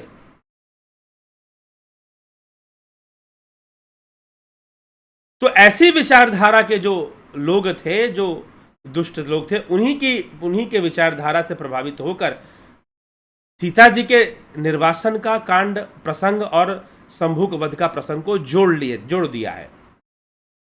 लेकिन ये था नहीं। अगर होता तो कम से कम एक चौपाई गोस्वामी तुलसीदास जी जरूर लिखते। अगर मान लो कि उनको प्रसंग पसंद नहीं आता, अरे सीता जी का निर्वासन किया, मुझे पसंद नहीं आ रहा, फिर भी वो एक चौपाई जरूर लिख देते इस पर। यदि शंभुक का वध हुआ होता तो तुलसीदास जी एक चौपाई जरूर लिख देते, लेकिन नहीं लिखा, एक भी चौपाई नहीं लिखा, क्योंकि हुआ ही नहीं तो लिखेंगे क्या। और जिस समय रामचरितमानस लिखेगी उस समय वाल्मीकि रामायण में ऐसा कोई मिलावट नहीं था। मिलावट बहुत बाद में जाकर हुआ। और मिलावट का आधार क्या बना? मिलावट का आधार बना जात पात की भावनाएं, नारी को नीचा दिखाने की भावनाएं, शूद्रों को नीचा, सेवक वर्ग को नीचा दिखाने की भावनाएं, शोषण करने की भावनाएं, शासन करने की भावनाएं, और सबसे बड़ा कारण अशिक्षा। भारतीय समाज में मैंने पहले भी बताया है कि जब गोस्वामी तुलसीदास जी ने रामचरितमानस किस काल में लिखी है, वो काल बड़ा ही अव्यवस्थित काल था। अनेकों पश्चिमी और मुगलों और उससे पहले जो मुस्लिम जो शासक आए, खिलजी वंश आया, लोधी वंश आया, तुगलक आए, शेरशाह सूरी आया, तो ये जितने भी आए, इस तरह के जितने भी लोग आए, जो राजा आए और जो शासक आए, बादशाह आए, वो शासन करना चाहते थे देश के ऊपर। वो चाहते थे कि लोग गुलामी स्वीकार करें। और उनके यहां पर गुलामी करने का तरीका क्या है बता दो? किसके नाम पे गुलामी चलती है? अंग्रेजों के यहां पर गुलामी किसके नाम पे चलती है बताइए? होली बुक के नाम पर गुलामी चलती है। होली बुक के नाम पे गुलामी चलती है। आसमानी किताब के नाम पे गुलामी चलती है। ठीक है, तो मुसलमान बन गए, अब तुम्हें आसमानी किताब में जो भी लिखा है उसको मानना ही है। तुम्हारा क्या रिसर्च है, तुम साइंटिस्ट हो या क्या, उसका कोई वैल्यू नहीं है। तुम तो अब मुस्लिम हो चुके हो, तो जो लिखा है किताब में वो मानना है, बात खत्म। इसी विचारधारा से प्रभावित लोगों ने रामायण में भी बदलाव लाने की कोशिश की, रामायण में भी मिलावट करने की बहुत भारी कोशिश की है। यही दिखाई देता है और इसी का प्रमाण मिलता है। और जहां तक संभावना है, यह लॉर्ड मैकाले के समय यह घटना घटी है। मैकाले ने इसके ऊपर बहुत ज्यादा काम किया था। मैकाले, मैक्स मुलर, बहुत ज्यादा काम किया था कि भारत के इतिहास को बिगाड़ा जाए, भारत के इतिहास को बिगाड़ा जाए, दुर्व्यवस्थित किया जाए, व्यवस्था को नष्ट किया जाए, शास्त्रों को मलिन किया जाए, मिलावट किया जाए। और इसी उद्देश्य से ऐसे लोगों को खरीदकर यह मिलावट करने की प्रक्रिया को शुरू किया गया। और यह मिलावट हमें, और अशिक्षा थी, शिक्षा, क्योंकि इनके ये जो आक्रमणकारी आए बाहर से, तुगलक आए, तैमूर आया, चंगेज खान आया, और मुगल आए, बाबर आया, हुमायूं आया, ये जो आक्रमण करते हुए, खिलजी आया, अत्याचारी थे, क्रूर थे। इनके अत्याचार से लोगों का पलायन बहुत हुआ। अपने गांव को छोड़कर किसी दूसरे गांव चले गए, किसी दूसरे राज्य में चले गए। बहुत सारे लोग दक्षिण भारत चले गए, दक्षिण भारत की ओर लोगों का पलायन हुआ, उत्तर भारतीय लोगों का दक्षिण भारत की ओर पलायन हो गया, तो बहुत सारे लोग दक्षिण भारत में जाकर सेटल हो गए, दक्षिणी क्षेत्र में। तो इस तरह से घटना, और इस पलायन के कारण दुर्व्यवस्था आ गई, शिक्षा पद्धतियां नष्ट होने लगी, क्योंकि जो गुरुकुल थे वो नष्ट कर दिए गए। नालंदा जैसा विश्वविद्यालय जब जला दिया बख्तियार खिलजी ने, तो सोचिए छोटे छोटे गुरुकुलों का क्या हाल हुआ होगा। नालंदा जैसा विश्वविद्यालय जो इतना विशाल था, जो इतना बड़ा था, इतना सुदृढ़ था, इतना मजबूत था कि आज भी उसकी भव्य खंडहर, आप खंडहर देखने जाएंगे तो लगेगा जैसे कोई बहुत बड़ा महल रहा होगा। जिसका खंडहर इतना भव्य है, सोचिए वो कितना भव्य रहा होगा जब सजीव रहा होगा। सजीव मतलब अपने शिक्षकों, अपने आचार्यों और छात्रों के साथ सजीव होना। विश्वविद्यालय तो ऐसे ही सजीव होगा ना। तो जब वो सजीव रहा होगा उस समय कितना भव्य होता होगा, जब जब जिसका खंडहर इतना भव्य है और उसको बख्तियार खिलजी ने जलवा दिया, तो छोटे छोटे गुरुकुलों की क्या हालत रही होगी। शिक्षा का नहीं होना और संस्कृत भाषा का ज्ञान वहीं पर फॉल होना शुरू होता है। आज कई लोग मुझसे कहते हैं कि आप कोई कोर्स करवाते हैं संस्कृत सिखाने के लिए? जी नहीं, अभी तो नहीं करवाता, भविष्य में कोशिश करूंगा कि ऐसे कोर्सेज लाए जा सके। कोशिश जरूर रहेगी, और कोशिश रहेगी तो आ भी जाएगी, चिंता मत करिए, ठीक है। तो यह सारी, तो शिक्षा की कमी, इधर से उधर पलायन होने के कारण शिक्षा की इसीलिए गोस्वामी तुलसीदास ने देखा कि भाई संस्कृत भाषा में लिखूंगा, गुरुकुल तो सारे नष्ट कर दिए गए हैं, संस्कृत लोग समझते नहीं है सही से, इसलिए अवधि भाषा में लिख देता हूं। अवधि भाषा में रचना की, क्योंकि वो ऐसा काल था अत्याचार, आक्रमणकारियों के, लुटेरों के, बाबर जैसे लुटेरे, तैमूर जैसे लुटेरे, गजनी जैसे लुटेरे, इन लुटेरों के कारण गुरुकुल व्यवस्था को बहुत बड़ा आघात पहुंचा और शिक्षा की कमी हो गई समाज में। आने वाली पीढ़ियां ज्यादा शिक्षित नहीं रहने लगी।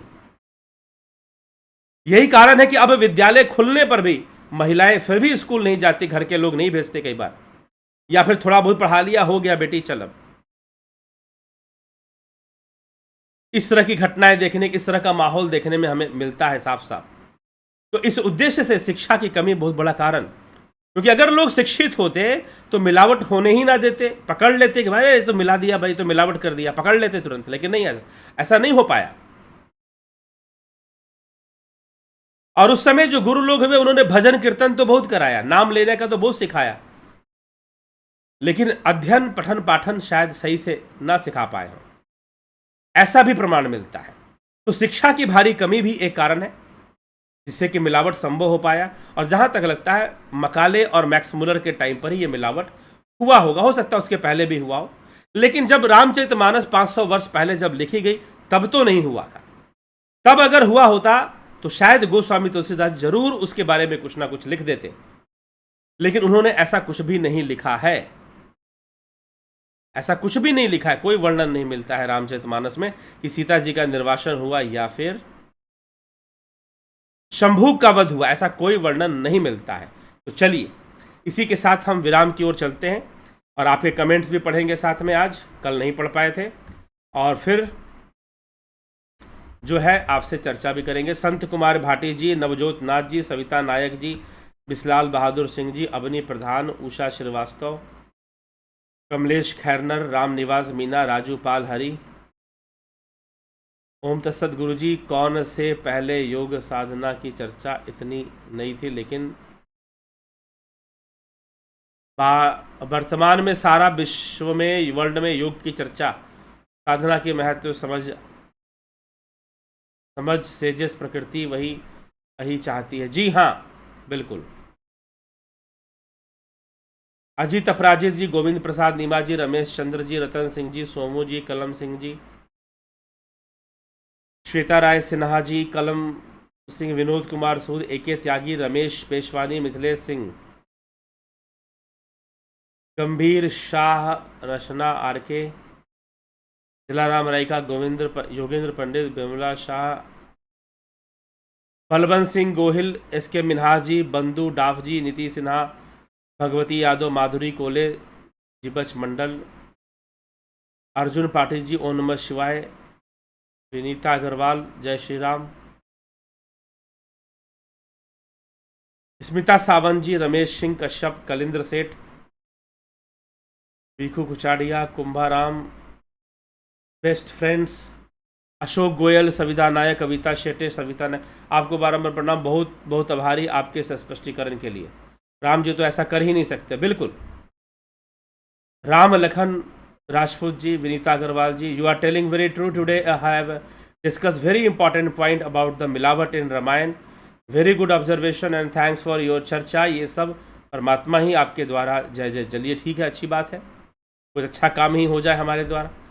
पिंटू वासवा जी, सोमू जी, एकदम सही। सत्संग रामायण के अनुसार भगवान श्री राम ने सीता जी से कहा था कि अब आप अपनी छाया छोड़कर वैकुंठ चली जाओ, मैं अपने 1000 वर्ष तक 10,000 वर्ष तक अपने पिता का पवित्र राज करूंगा अपनी लीला का। चलिए वो एक अलग बात है, यहां पर निर्वासन की बात हो, निर्वासन नहीं किया था।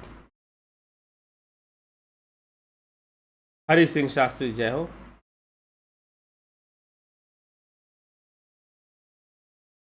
लेकिन शंभुक,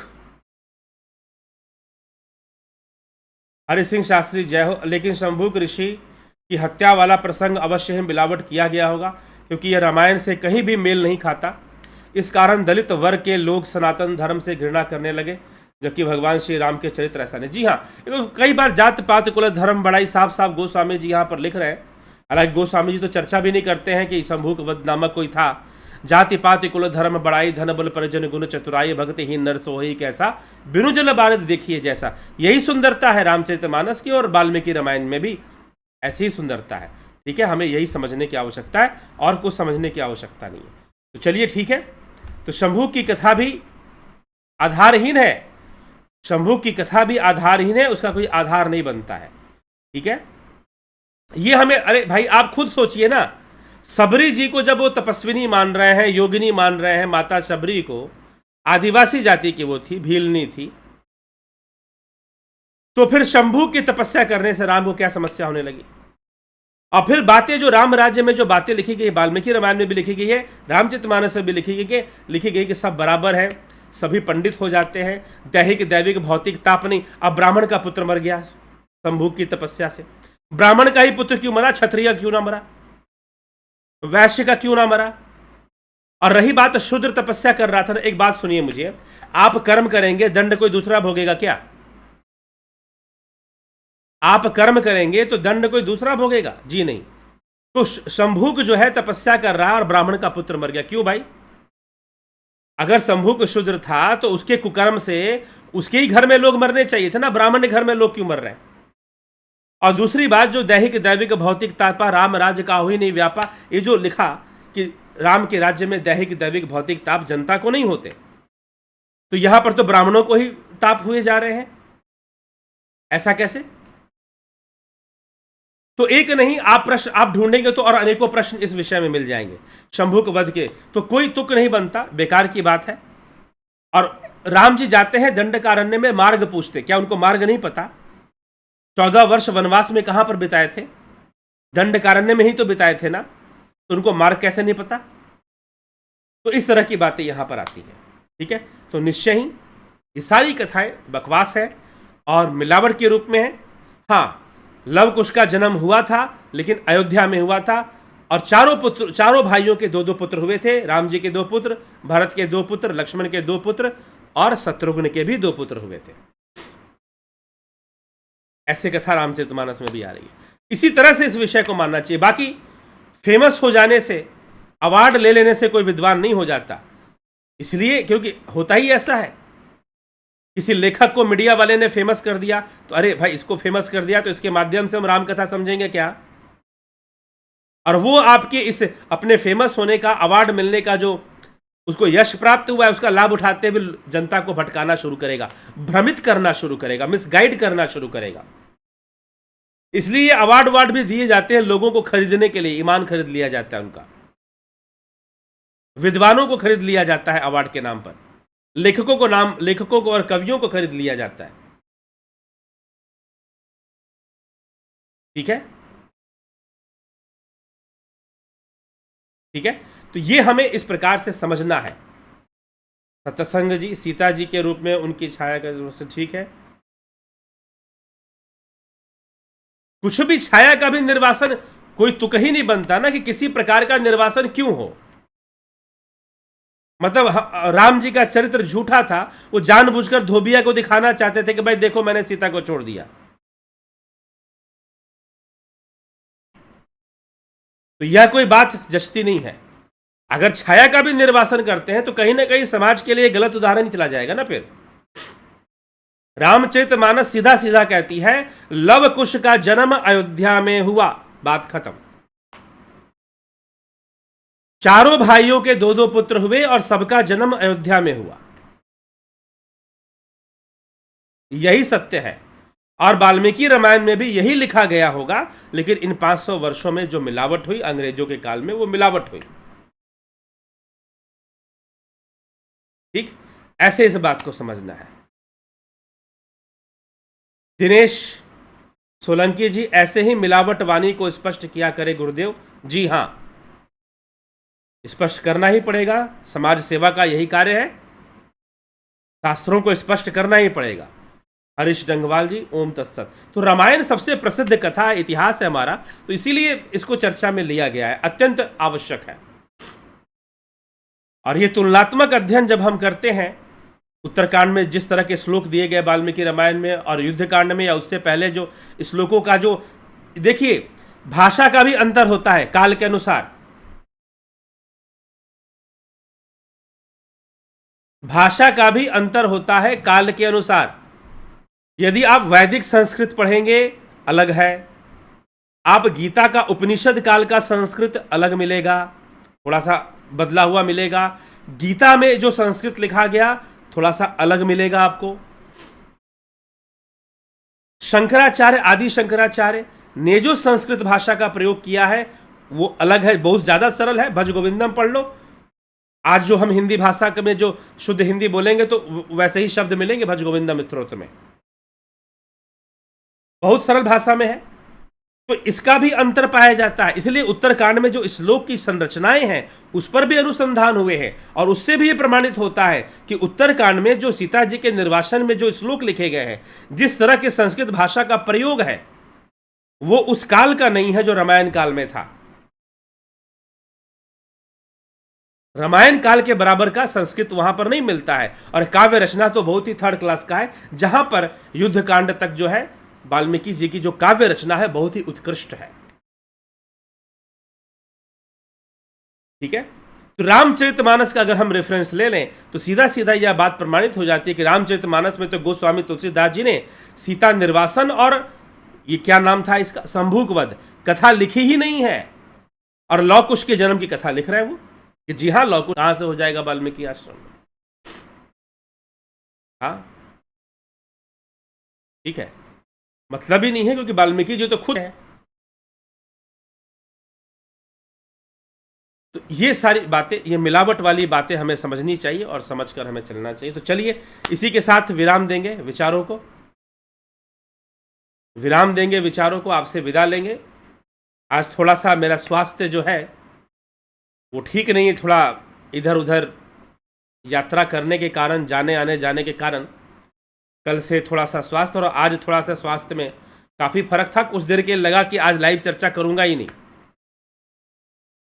माइल्ड फीवर दोपहर में आ गया मुझे तो, लेकिन अब ठीक है, थोड़ी सी औषधि भी ले ली, भाप वाप भी लिया, तो इस तरह से जो है लग रहा था कि शायद आज नहीं कर पाएंगे, लेकिन प्रभु ने आज की चर्चा करवानी थी और अच्छे से हो गई।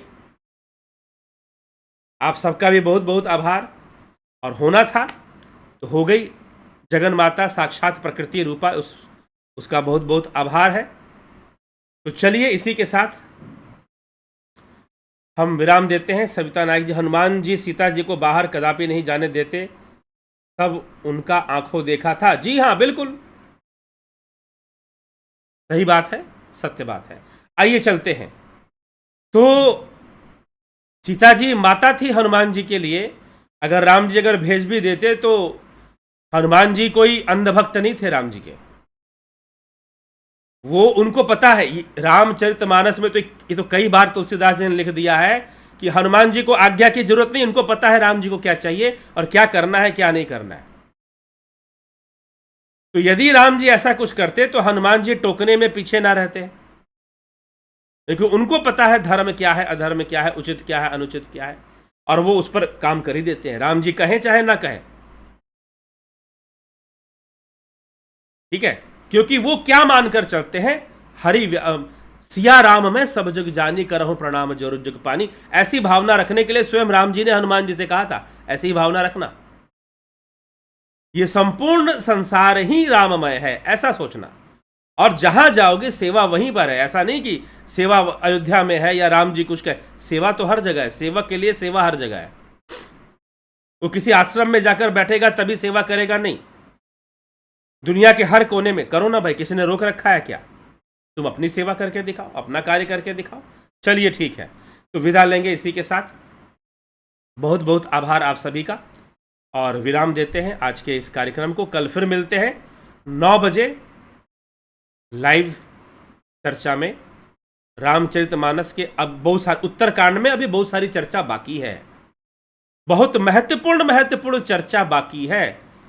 तुलसीदास जी ने उत्तरकांड में बहुत खुलकर बहुत बातें लिखी हैं, बहुत व्यंग्यात्मक बातें भी लिखी हैं, उन सब पे हम चर्चा करेंगे। चलिए, लेकिन आज मैंने सोचा उत्तरकांड पे चर्चा चल रही है तो ये मुख्य विषय है, तो इसको चर्चा में आज ले लिया जाए, तो इसको आज लिया गया। बहुत बहुत आभार आप सभी का। जुड़े रहे, बने रहे, और इस वीडियो को जरूर शेयर करिए, लोगों तक पहुंचाइए कि वो उनके दिमाग से भी वो ये भ्रम निकले, पिताजी के निर्वासन संभोग वध वाले, इसके जो पर जो भी तर्क है उसे को दीजिए। चलिए, अब इंटरनेट का जमाना आ गया है, शिक्षा बढ़ गई है, तो मिलावट करना इतना आसान नहीं है कि मिलावट कर दोगे। ठीक है, चलिए आगे बढ़ते हैं और हम अपनी शिक्षा व्यवस्था को मजबूत बनाए रखें, तो कभी ऐसा नहीं कोई नहीं कर पाएगा ऐसा। हम भी अपने शास्त्रों का ज्ञान लेते रहे तो कोई मिलावट नहीं कर पाएगा फिर। चलिए ठीक है, चर्चा करते रहे। और दूसरी बात, हमारे जो ऋषि मुनि हैं वो तार्किक चर्चा करते हैं। यदि आप शास्त्र व्यवस्था का अध्ययन करेंगे, सांख्य, योग, मीमांसा, वेदांत, न्याय, वैशेषिक, इनमें तर्क चलता है, लॉजिक चलता है, तो इलॉजिकल बातें हमारे शास्त्रों में नहीं मिलती हैं, बिना सिर पैर की बातें नहीं मिलती। अगर मिल रही है कहीं भी बिना सिर पैर की बातें मिल रही हैं, तो समझिए कुछ ना कुछ मिलावट हो सकता है, या अलंकार हो सकता है, काव्य अलंकार हो सकता है, कथा कहानी हो सकती है। ठीक है, यहां तक कि सिद्धियां कैसे प्राप्त होती है, तो महर्षि पतंजलि ने लिखा कि कैसे एक योगी इवॉल्व करता है, अपनी साधना से उसका इवोल्यूशन होता है, वो अपनी चेतना को उस लेवल तक ले जाता है जहां पर सिद्धियां काम करती हैं। तो एक वैज्ञानिक ढंग से सीक्वेंस में पतंजलि ने उसे समझाया है और दिया है। ठीक है, तो इस तरह से व्याख्याएं मिलती हैं, तर्कपूर्ण व्याख्याएं मिलती हैं, कुतर्की या बेतर्की बातें नहीं मिलती है। चलिए, इसी बात को समझते हुए आज के विचारों को हम विराम देते हैं। बहुत बहुत आभार आप सभी का।